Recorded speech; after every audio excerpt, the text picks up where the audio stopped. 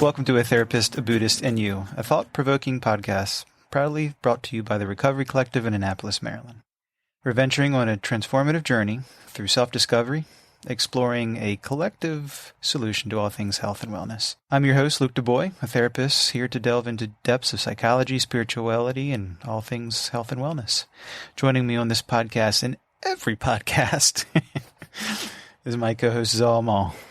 Hey, Luke. Hello, everyone. Good to see you, Luke. How's it going? As you guys know at this point, he's a Theravada Buddhist meditation and life coach, bringing profound insights from the world of spirituality and mindfulness. Together, we'll navigate the intersections of these diverse realms, offering practical tools and perspectives that have the potential to transform your life. So, as part of our collective community, we encourage you to connect with us and fellow listeners on our social platforms. All the usuals: Facebook, TikTok, YouTube, Instagram. Links are available in the episode notes. Your active participation and engagement fuel our passion for exploring solutions to all facets of health and wellness. Our handshake agreement is simple. We provide you with deep dives of valuable information. In return, we ask for your support. Lend us a like, leave a comment, subscribe, or most importantly, truly, if you share our podcast with others who may benefit from our discussions, that's the most important thing. Your support helps us to create a ripple effect of positive change in the lives of many. We now have a donate button available for those who feel inclined to show further appreciation. And if you do donate, it can buy us a hot tea while we're doing this podcast. So we would certainly appreciate it. No minimum is needed. Whatever you're comfortable with, we'd have that gratitude. So thank you for being part of our growing collective community, and let's dive in and discover the boundless possibilities that await us on A Therapist, Buddhist, and You. Let's jump in, Zal, shall we? Sounds good. Let's do it. Let's jump in and talk about guilt. Guilt. That's a complex emotion, isn't it? It is, yeah. So I guess, why are we talking about guilt? When it comes to guilt, part of, I don't know right now what we're going to call this episode. You guys listening already know. But there's a level of healthy guilt and unhealthy guilt.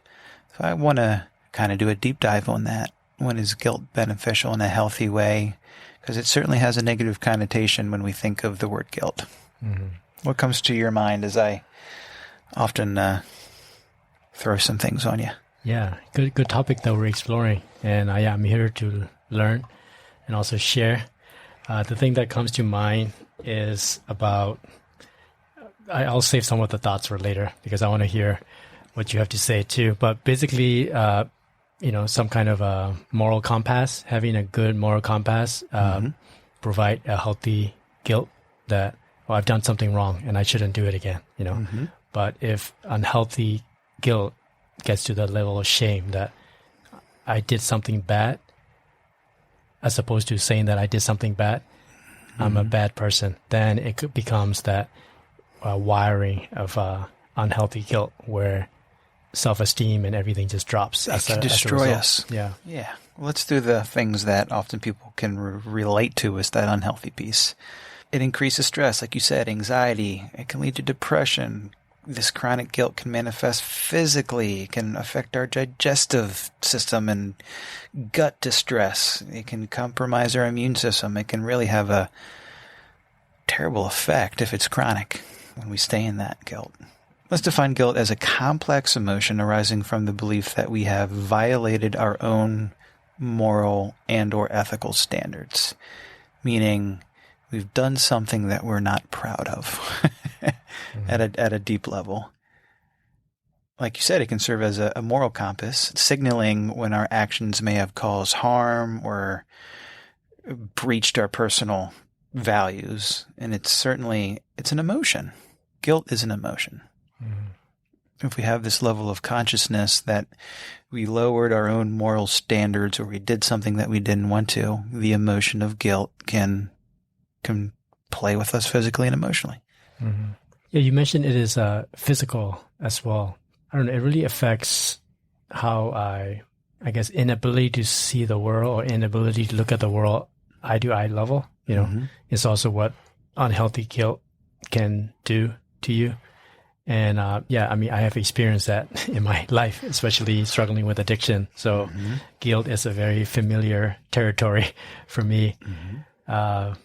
But yeah, so I guess It's a good way to it's destructive. destructive. Yeah, I was thinking, what would be a good way to dig deeper into this? One of the approaches that I'm thinking of is from because we were talking about morality and moral compass too, or some kind of a values and the standards that we set, which sometimes can be a little too high, and we gain these standards without much of an examining them.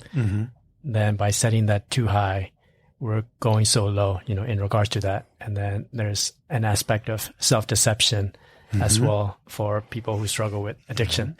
So yeah, whichever way we want to dive into it, I'm open. Well, we can really hammer it home and look how it can be destructive, or we can identify the sources of it. Which way do you want to go first? I like looking at the sources. I had a feeling. Causes. I had a feeling. So guilt has various sources: societal expectations, cultural norms, and these internal beliefs. One thing we do in therapy is look at underlying causes and conditions. What are the root causes of guilt? Whether it's a legitimate guilt or I'll say justifiable guilt. I often relate when people are depressed or have depression. People are like, we often have a society of, I should not feel depressed. I should not feel sad. We are not robots. There may be a justifiable reason why someone is feeling stress, anxiety, depression, guilt. These are a full range of emotions that we have as humans, and they're uncomfortable emotions, but these can be healthy, which we'll talk about. But let's look at some of the root causes. Internalized beliefs and conditioning. Our past experiences can condition and influence how we perceive guilt. You know what I mean by that? Yeah, I do. And I'm reflecting on my own experience in my life too, that if I had even if it has happened, or if I have an expectations of, if I admit that I've done something wrong, and if it is perceived with punishment or some kind of embarrassment, chances are that I won't admit it. I will just hide it, and then either do it over and over again or try to improve it on my own. That adds into that unhealthy guilt, which also comes from the environment where, if it's in that loving environment, if you've done something wrong, you're like, oh, I did it, and then I can improve next time. But if it's an environment of where you can get shamed or you'll be embarrassed, and then chances are that you won't share that you've done something wrong. I'll relate the guilt with, you brought it up more than once, to the shame. I remember in middle school, elementary school too, I believe, like speech class, and just having this horrible feeling of not feeling ready and not having the ability to be up in front of a classroom of my classmates. And I remember, I think we had to do a little 5-minute presentation on Greek mythology. And I had like one of those toga, robes on, because I forgot what Greek god that I was supposed to share on. And the whole presentation, I just talked like this and shook. And I remember my parents helped me and, add a little joke in there just to help me and lighten the mood. And of course, I'm reading this 3x5 postcard or whatever it was. And then I say the joke, and all I did was hear the teacher laugh. But I didn't realize I was reading the joke. So it shocked me that she started laughing. So then I felt like this feeling of, yes, shame, but this emotion of, my parents tried to help me and I should have done better than this. And that rolling distortion of just feeling guilty, which went into my middle school career and college career, and I'll never be able to speak. And now I do speaking engagements. So it's funny how that's changed. But this overall sense of, from this past experience, that I conditioned myself that no, I shouldn't even try to do that. That how dare I think about getting on stage again? Now, this is elementary school and middle school. So that internal belief system was, nope, I'll never be good. And that's the shame, and it can kind of connect with guilt too. Yeah. And from the Buddhist point of view too, I think that the source of guilt also comes from my unaccepting of the humanness. As a human being, I'm fallible. I can make mistakes. And I didn't know this was going to be an emotional topic, but I got a little emotional about like how high of a standard we can set for ourselves. So like I'm reflecting on my own experience about like when I was learning how to speak English. I was very embarrassed about that but at the same time, looking back, like how would I know to speak English? I wasn't born in a native, English speaking country, but then I have these like really high standards for myself. Like, why can I not say this grammatically right? Or why can I not pronounce this the right way? All these things, which are not fair, So, I mean, I'm not sure if it's a good example. Like when my daughter was born, I don't expect her to start walking right away, Yeah. It is like, yeah. So, yeah, it just makes me think of that. The fact that we are human being and we got to start from somewhere, which is not going to be perfect, but that's okay. We keep, making progress. So in a way, it can be an inviting thing to have healthy guilt. Yeah. The high unattainable standard of run before you can walk, before you can crawl. We don't have that for your example. You don't have that for your children. But why do we put these sometimes unachievable expectations, which can only fuel negative sense of self and fuel this negative self-talk? I often tell people that everybody has that internal critic. I don't care if you feel like you've had the healthiest childhood growing up or your self-esteem is through the roof. We're human, and everybody has that negative internal critic. It's like that little thing on your shoulder. And we're not always positive.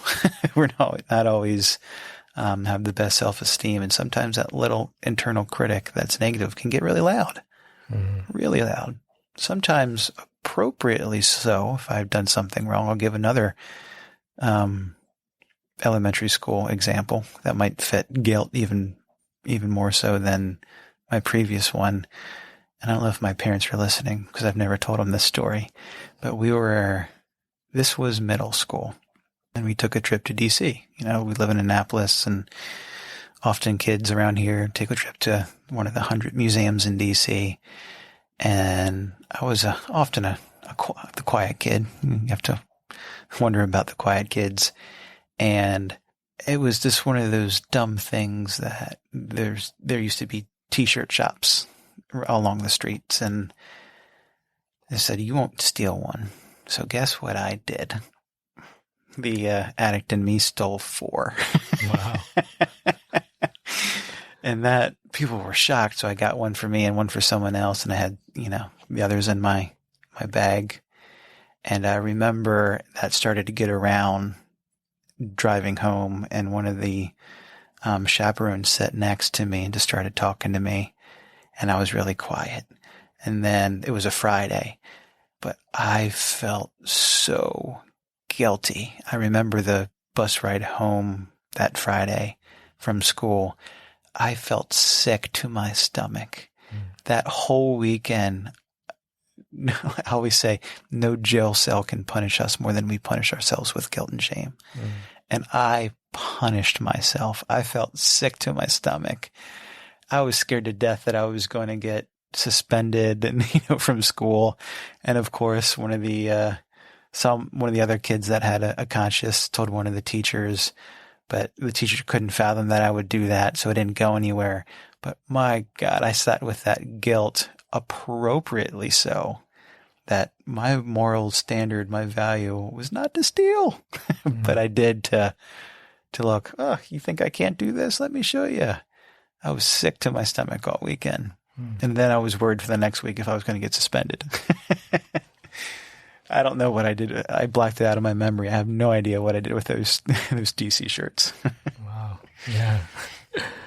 That's a cool story. Powerful story. I relate to that. Yeah. Appropriate guilt. Appropriate guilt. Yeah. And I'm also thinking about, like, from the point of view of Buddhism too, it has a lot to do with attachment, being attached to something that has already happened that will never change, which is true.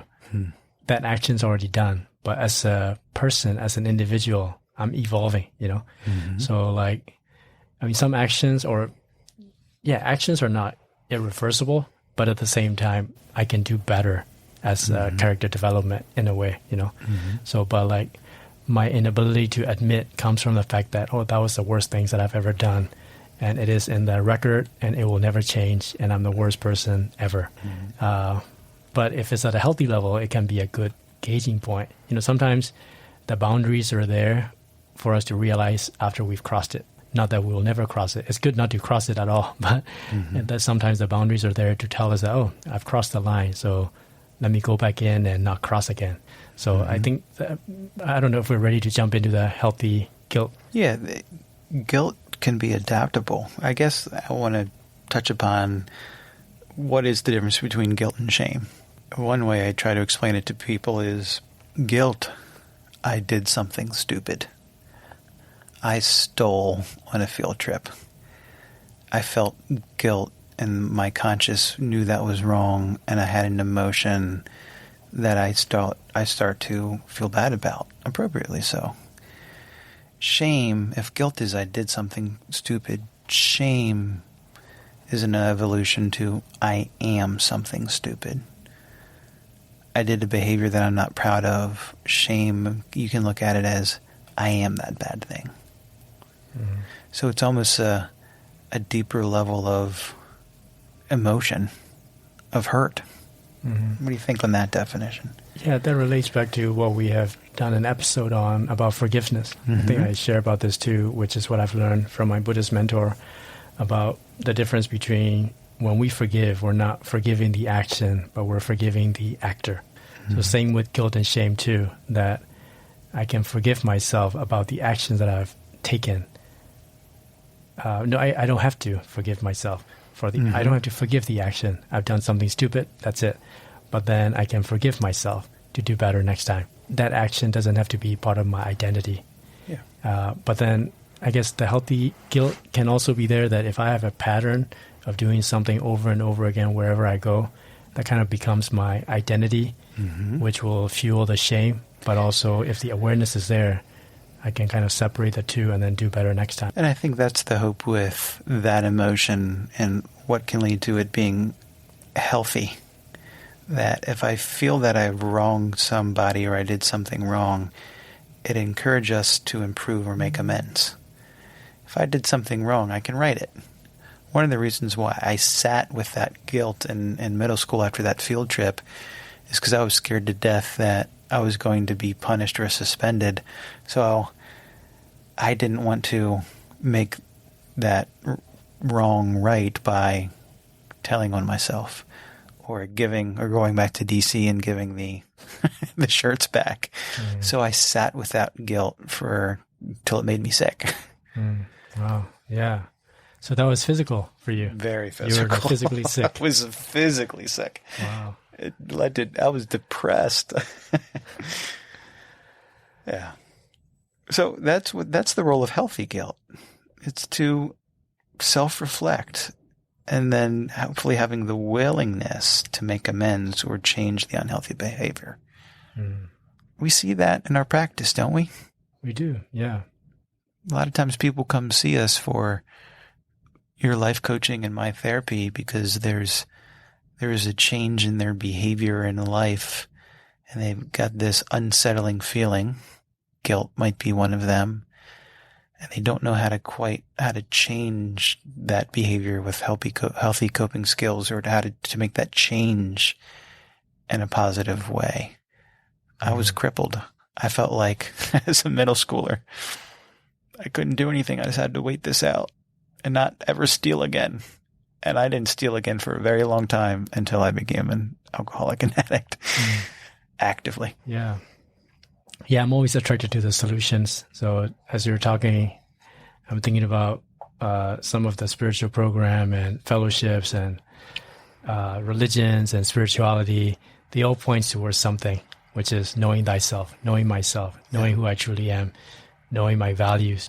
So like when I'm coming from that place, things are much more clear, because some of the things that I've struggled with, especially when it comes to guilt and shame, comes from the uncertain beliefs about something. I don't have a solid ground that I'm standing on. So like anything that is self-discovery, knowing who I am, it sets me on a really right path that, oh, I've done something wrong that really violated my value. I know it. and I become accountable to it, I do better next time. But then if my values are kind of like shady and floating around, I would do something. It wasn't that bad. I'll do it again, although it was really bad, So like having that really solid moral compass, which is also different from a society kind of moral standards, which is what I struggle with, that I had to fit in, But like knowing your own internal moral compass can take you far is what I'm thinking about right now. And sometimes we try to stay in that murky area when we're in the thick of the resistance, if we're in the thick of the guilt or the shame or the unhealthy guilt, that sometimes we feel that we don't know how to get out of it because we sometimes try to suppress that healthy moral compass. I've been known to ask clients, and I often have an assessment that I know the answer to this because I believe they have this in them. I asked them, do you know the difference between right and wrong? Well, of course I do. And I said, good, I believe that too. Now, what is right, what is wrong, and what is healthy in your situation? And being able to shift the gray area of what someone is going through and go, okay, what's my moral compass? What's healthy? That can help them. People go, oh, I just want normal. And I tell them, I don't know if I want normal. Sometimes normal is pretty fucked up in our society and our cultural norms. So I go, I don't know if I know what normal is, but I know I want healthy. So what is healthy to you? And begin to help them identify what is that for them. And that can take some of the ambiguity out and go, ooh, I feel this anxiety. I feel this guilt. Am I thinking, am I feeling, am I acting in a way that's fueling healthy or unhealthy? Anxiety or freedom? Fear or joy? Problem or solution? And I help them identify, I call it emotional awareness, emotional sobriety, EQ. Oh, so what is this gut feeling? What is this anxious feeling telling you? That, man, I'm not healthy with what I'm thinking, doing, acting, coping. Well, good. Let's empower the healthy part of you. Yeah, that right and wrong question. I used to ask these questions when I was young, which was probably the beginning of my existential crisis. Like, why am I here? What is the purpose of life? What is this all about? Oh, yeah. And I've been revisiting that question, and I've been coming up with an answer, which is that the purpose of life is growth. Life is all about growth, to keep growing. So when you ask that question of right and wrong or healthy and unhealthy, I think about like harmfulness and harmlessness. That is this actions going to help the growth of my life or the growth of my children or people that I'm interacting with, then I should do it. But if it's going to hinder their growth, then that's a wrong thing, So it's probably too much of a simplification, but like anything that help grow things is the right action. That's empathy and perspective. I'm not this selfish, self-centered, it's all about me, mind frame perspective. And I go, how do I connect with other people? How can this affect another human being in a healthy way? Well, this might affect me in a positive way, but let me see how it affects other people. So yeah, I think activating healthy guilt, yes, we're reflecting our values and our principles. Yes, we're looking at practicing empathy and putting ourselves in the shoes of others and how it affects your actions. For me, taking that shirt from that person that was selling shirts for $5, I took away from him. I made other people that would never steal that. I was like, look at me, look what I can do. Yeah, you don't know me. Oh, now I affected their consciousness and their version of right and wrong. And begin to see that, and oh my God, I was sick, like I said. So yeah, activating healthy guilt helps us take responsibility. Yeah, before we started recording this too, I was thinking about, I might be misremembering or like kind of butchering it, but in Buddhism, there are different levels of spirituality, I guess. Like there are people who have attained noble, they are referred to as arahants, like the noble ones who have really purified their mind. But they're not like the Buddha or anything, because Buddha is the one who has attained enlightenment and then can also teach and give it back. But they're like, I guess the way they say is that it's almost as the amounts of sand at the bottom of the river. There are just that many noble ones in this, eons and eons of time. But one of the qualities that they have of these noble ones is that they have really purified their mind so much that even if they have done something wrong, they have the inability to hide it, which is kind of what we're talking about. That, I mean, they might or might not still make mistakes, but even if they do, they have the inability to hide it,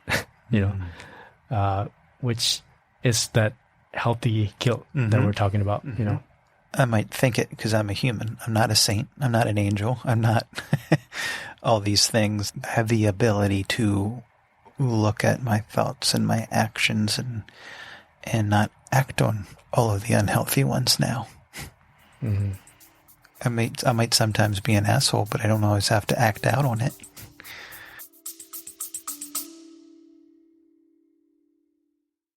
Hey listeners, we've got something extraordinary to share, a chance to reshape your journey no matter where you are. You're familiar with Zalmal's insights on our podcast, but there's more. Through the Recovery Collective, he offers life, mindfulness, recovery coaching, and meditation groups guiding you toward a fulfilled and mindful existence, no matter your location. Zal's journey from a Burmese Buddhist novice to a skilled practitioner equips him with timeless wisdom and contemporary strategies. Whether you're navigating life's shifts, seeking clarity, or pursuing self-awareness, Zal's coaching serves as a compass guiding you toward success. The best part? Zal's approach centers on your growth and empowerment. He equips you with tools to tap into your inner strengths for continuous evolution no matter where you are. Ready to take that next step in your personal growth journey? Connect with Zalmal and the Recovery Collective at 240-813-8135 from anywhere in the world. Investigating in your journey reaps immeasurable rewards. Let Zalmal guide you toward resilience, clarity, and empowerment no matter where life finds you. Now, let's transition back into our conversation. Stay tuned, stay curious, and keep your journey growing.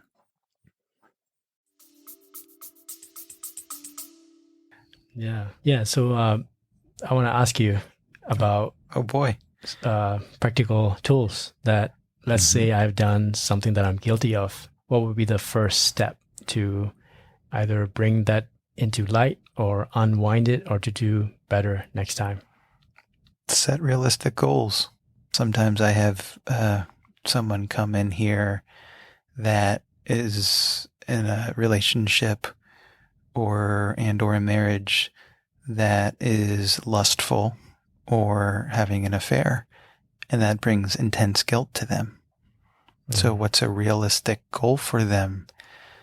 One might be to stop texting that individual. Or one might be to not, if you're at work and that person works there, to not take the long way to go past their door in the hallway. That could be the first realistic goal to change that guilty behavior action that they have. And encouraging, empowering them. Why do they actually want to set that goal? Why do they feel guilty of doing that action? Well, they know in their eyes it's not healthy, and for them it's not right. So set a realistic goal. That would be one. I like that. That's very practical. Yeah. Another is seek support. Even though that's a realistic goal for a lot of people, it's still hard for them to follow through with that. I know I shouldn't be doing this, but I'm still doing it. Okay, so how do we take responsibility? You're not in denial of that behavior, and you're not in denial of this guilt. But what are some other underlying causes and conditions? What are your values and your principles that you're choosing not to follow and ignore that's fueling this unhealthy behavior? So those are some of the things that I would explore with them. Yeah, those are very helpful. Take a positive action, something simple, realistic goal, or ask for help. Oh, yeah. That's what I'm hearing.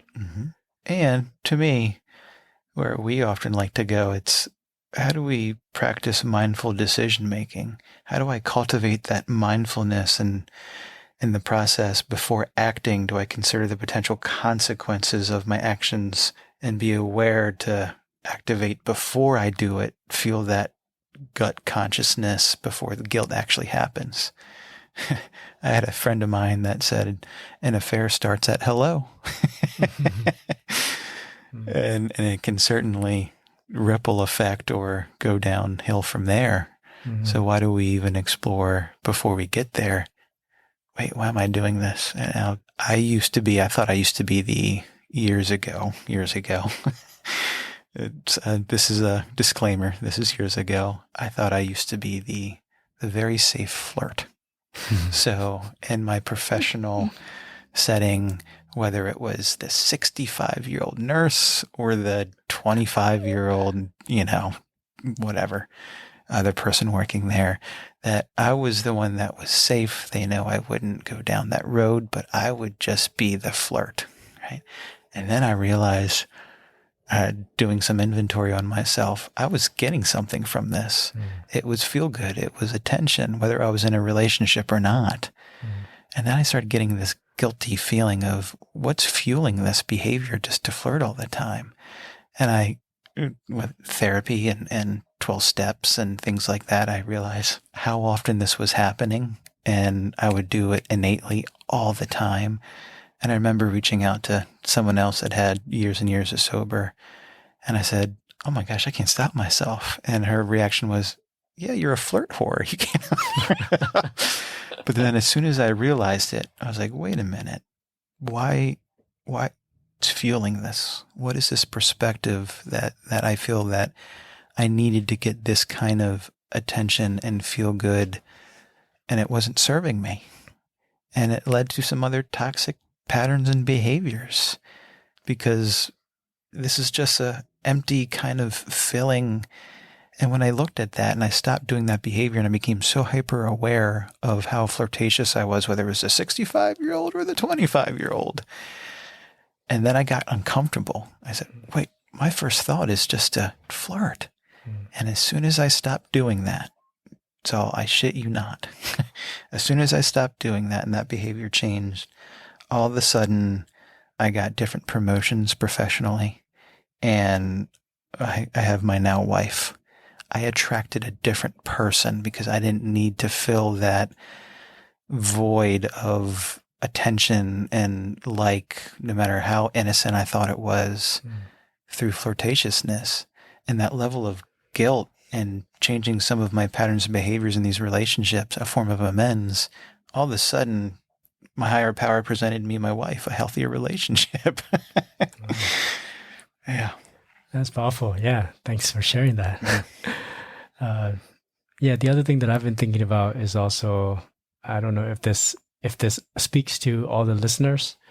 It wouldn't speak to people who don't think they've ever done any kind of mistakes in their life, So that's what I love about recovery community, that it's actually good news for people who have done a lot of mistakes.